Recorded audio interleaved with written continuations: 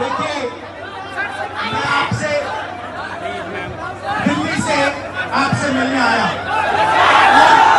और मेरा लक्ष्य सिर्फ ये था कि मैं आपसे बात करूं, थोड़ा पिछड़ जाइए, मैं आपसे बात करूं जो मेरे दिल में है मैं आपको कह दूं और जो आपके दिल में है वो आप मुझे कह दो। मगर प्रशासन ने मुझे पूरी तरह रोकने की कोशिश की, बैरियर लगाया और मैं पीछे के रास्ते से आपके यहां आ गया।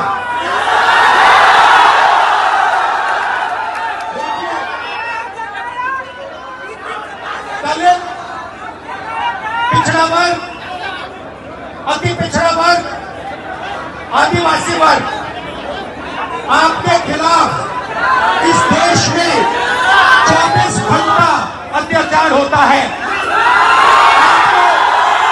आपको दबाया जाता है, आपको शिक्षा के सिस्टम में रोका जाता है, आपके खिलाफ पेपर लीक किया जाता है और आपके करियर को रोकने के लिए, खत्म करने के लिए किया जाता है। हमने 3 मांगे की है। सबसे पहले जाति जनगणना, सही तरीके का जाति जनगणना जो हमने तेलंगाना में किया। दूसरी बात,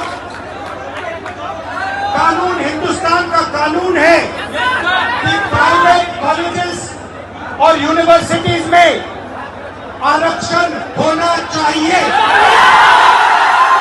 और ना नरेंद्र मोदी ना बिहार की सरकार उस कानून को लागू कर रही है।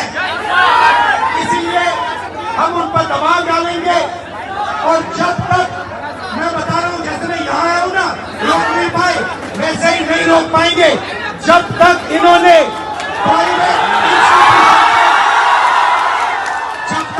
प्राइवेट इंस्टीट्यूशन में रिजर्वेशन नहीं किया, तब तक हम आगे बढ़ते जाएंगे।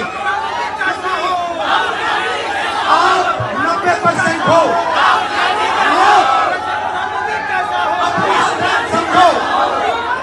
आपको भटकाकर, डराकर, दबाकर, आपके ध्यान के कोई इधर उधर करके आपको रोका जाता है।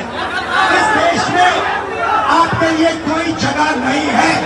90% के लिए इस देश में कोई रास्ता नहीं है।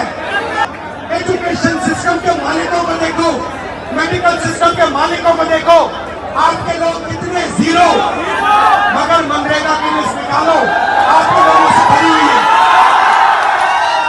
मजदूरों की लिस्ट निकालो, आपके लोगों से भरी हुई है।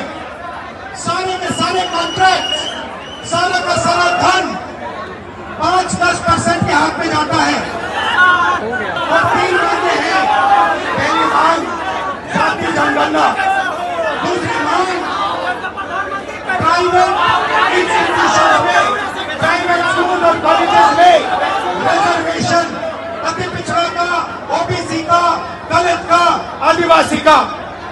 तीसरी बात, SC ST सब प्लान, जो आपका पैसा है, जो आपको नहीं दिया जाता है, आपको वो दिया जाना चाहिए। ये 3 चीजें कहने में आपसे आया था।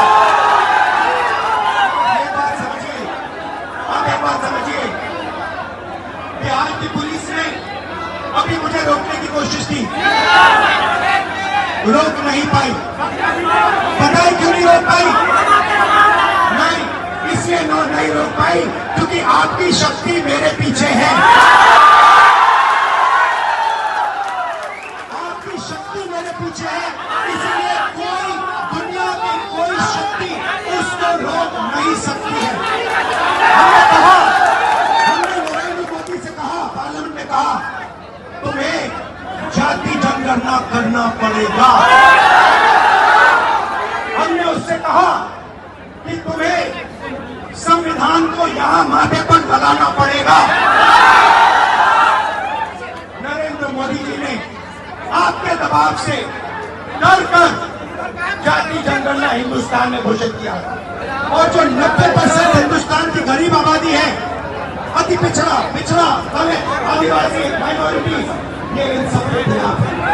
ये अदानी अंबानी सरकार है, ये आपकी सरकार नहीं है।